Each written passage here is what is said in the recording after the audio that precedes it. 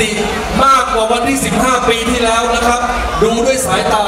ดังนั้นมั่นใจว่า 15 เมษายนขอบพระคุณท่านที่เคารพทุกท่านครับที่ได้มุ่งหน้าแล้วก็จับจองพื้นที่นครขอนแก่นขอบคุณดร.โอศักดิ์ตั้งวานิชพงศ์นะครับนายกองค์การส่วนจังหวัดขอนแก่นขอบคุณนะครับท่านผู้สมัครผู้ว่าของคณะผู้ว่าการป้องกันและประเทศไทย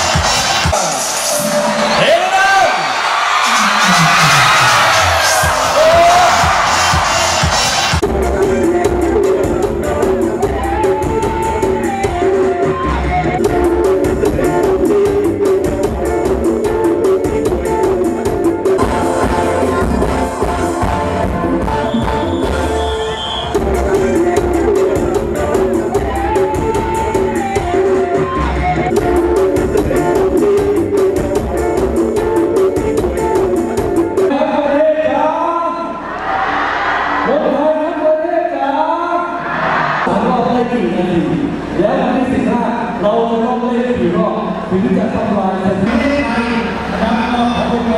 ให้พี่น้องประชาชน